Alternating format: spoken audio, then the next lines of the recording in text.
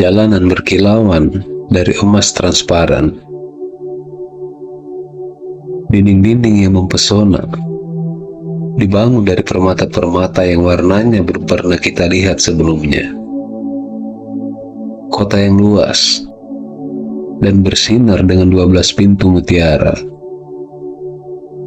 dan sungai yang mengalir dari tahta Allah, yang ramai oleh malaikat-malaikat yang perkasa. Suara mereka bergema dalam pujian di depan tahtanya. Lautan penyembah dari setiap bahasa, suku, dan bangsa menaikkan pujian bagi Tuhan semesta alam. Kita semua telah membaca gambar-gambar hidup ini dan menarik ini dalam wahyu tentang kota surga yang menakjubkan. Tetapi, apakah kita pernah berhenti sejenak untuk membayangkan bagaimana sebenarnya penyembahan akan terlihat bagi mereka yang hadir dalam adegan itu? Bagaimana rasanya? Bagaimana kedengarannya? Bagaimana untuk akhirnya berdiri di ruang surga yang besar di hadapan langsung Allah kita sebagai pengikut Kristus? Tujuan kekal kita bukanlah awan yang berkabut, tetapi tempat fisik yang nyata, lebih menakjubkan dan mempesona daripada semua keajaiban bumi yang digabungkan. Sebuah tempat yang dirancang sebagai puncak keindahan dan keagungan khusus untuk mengadakan penyembahan yang mewah terhadap Dia yang adalah keindahan dan keagungan itu sendiri. Meskipun kata-kata tidak dapat mulai menyampaikan seperti apa pengalaman ini, ketika kita berada di dalam dinding yang terang, kita dapat kagum pada apa yang firman Allah ungkapkan tentang suatu puncak ini. Ketika seluruh ciptaan akan bersatu dalam penyembahan yang utama, sempurna, dan tanpa akhir kepada Sang Maha Tinggi. Apa saja karakteristik utama yang ditunjukkan Alkitab tentang penyembahan di surga? Mari kita jelajahi dan bayangkan bersama-sama.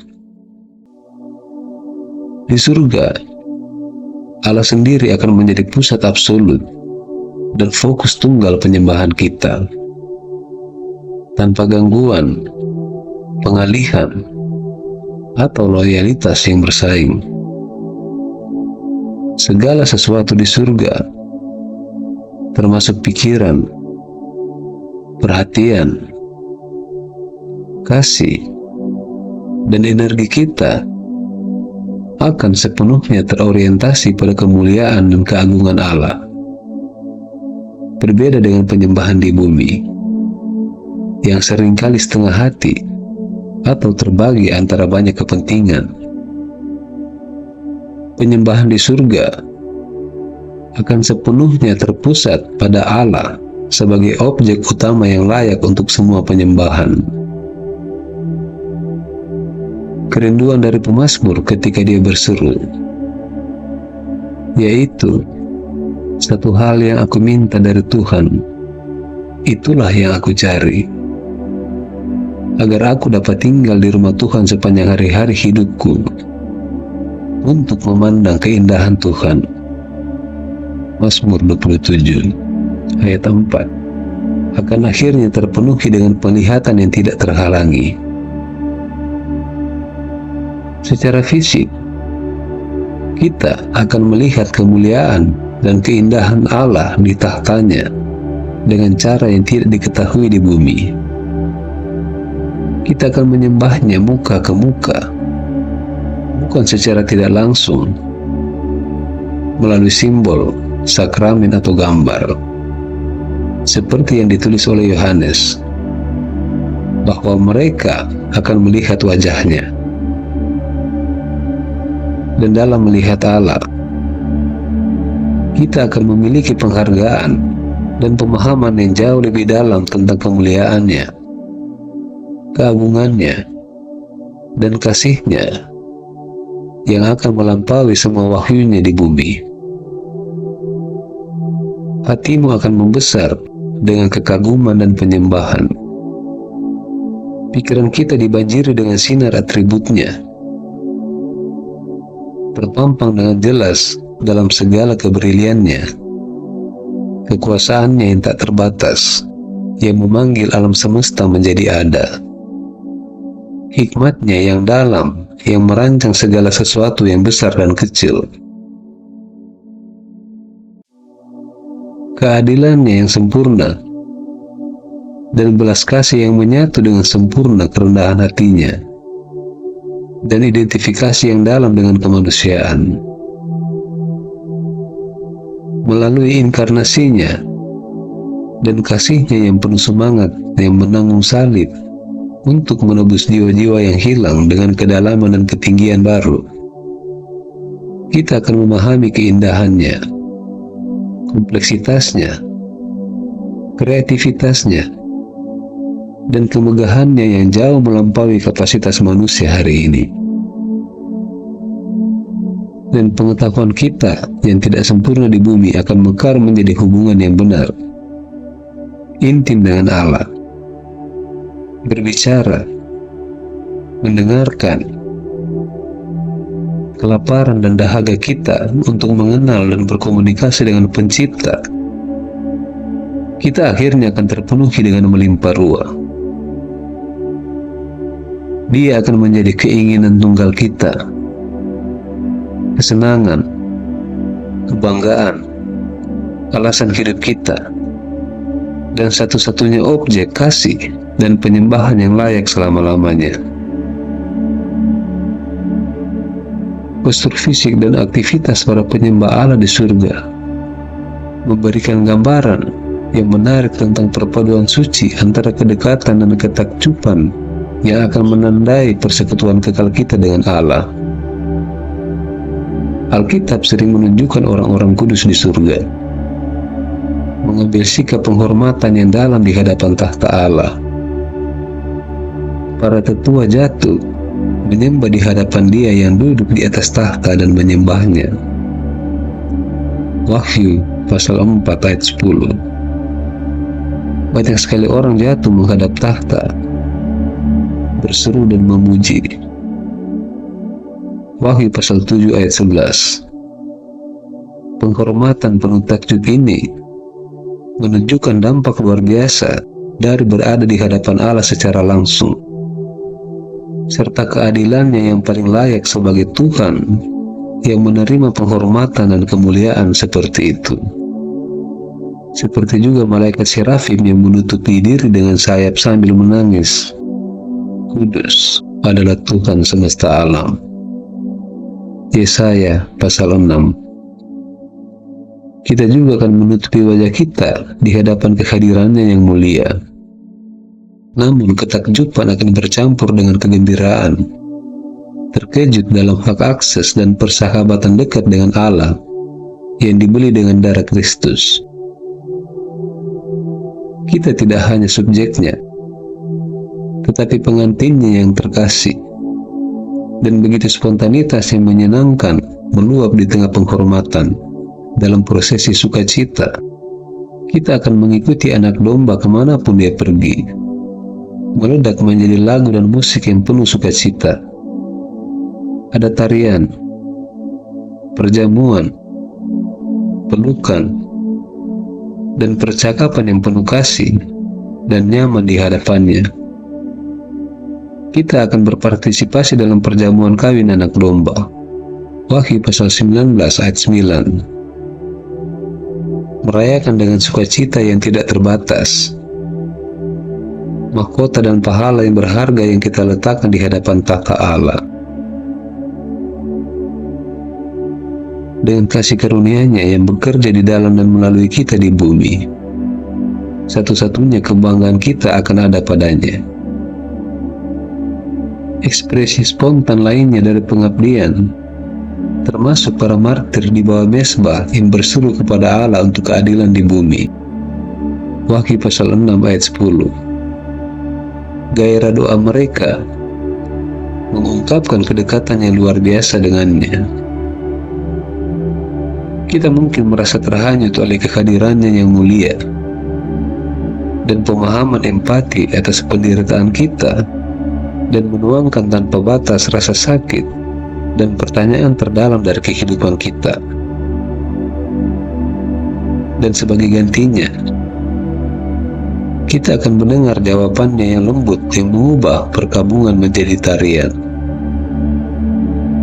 Penyembahan kita kekal di surga akan menjadi pernikahan yang sempurna antara takjub penuh penghormatan dan keintiman yang penuh sukacita, dengan penumbuhan tak terbatas dari sisi-sisi baru dari karakter Allah yang indah untuk dipuji, dipasangkan dengan kesenangan timbal baliknya pada pengantin yang dia beli.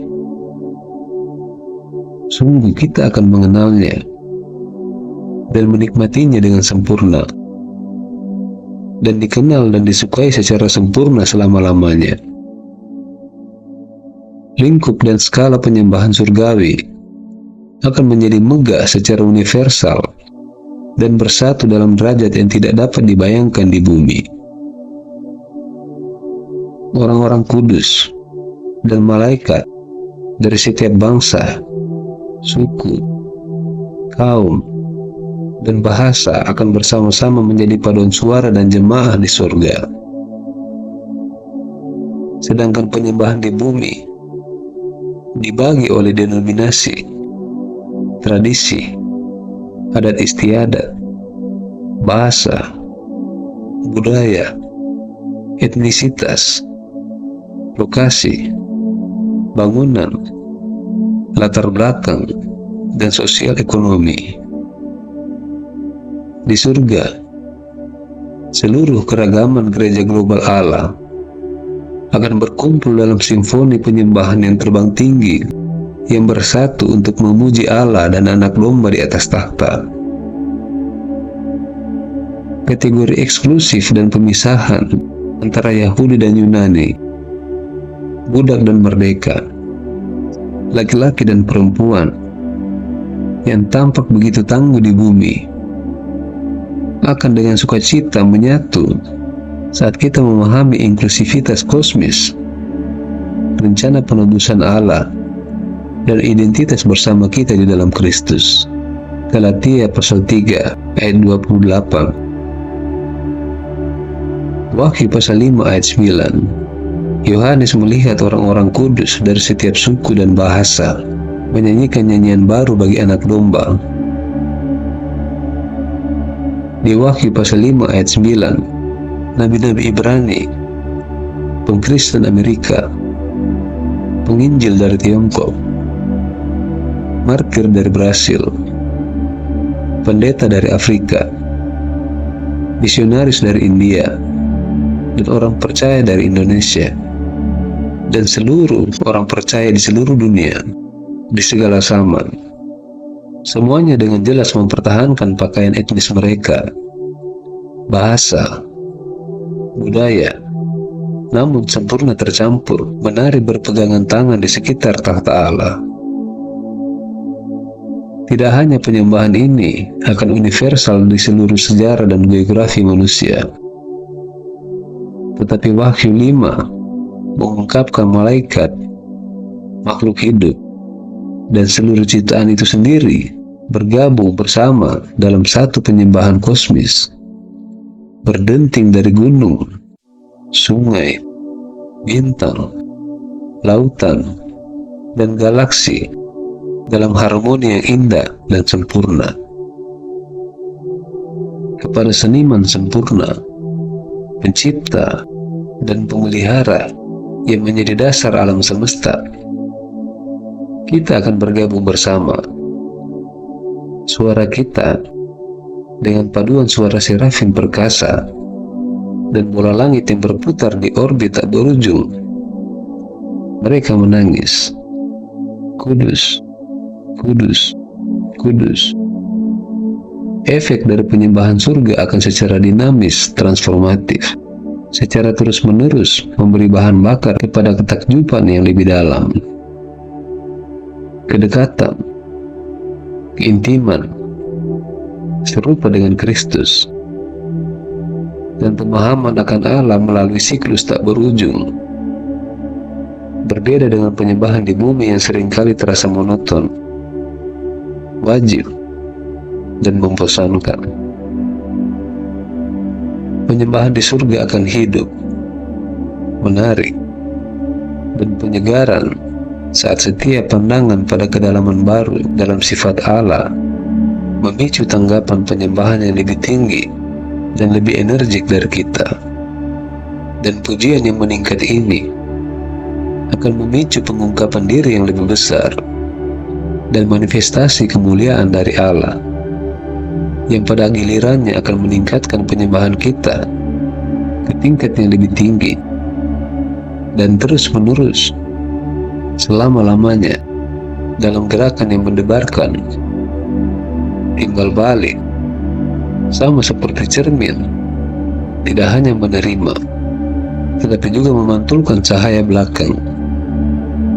Demikianlah kita akan secara bersama-sama menyerap lebih banyak kemuliaan Allah dan memantulkannya kembali dalam kegembiraan kudus, terus melambung ke atas bersama-sama di puncak pengetahuan dan kegembiraan akan Dia.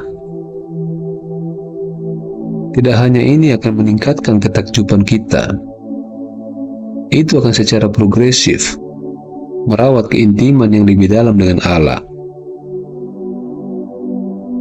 Penyembahan seperti keheningan misterius bergemuruh di surga ketika doa orang-orang kudus ditawarkan kepada Allah di mezbah emas. Wahyu pasal 8 ayat 1 akan menjadi dialog yang sangat intim di mana Allah dan manusia bersama-sama berpesta berkomunikasi dari hati ke hati. Marilah kita menyembah Dia.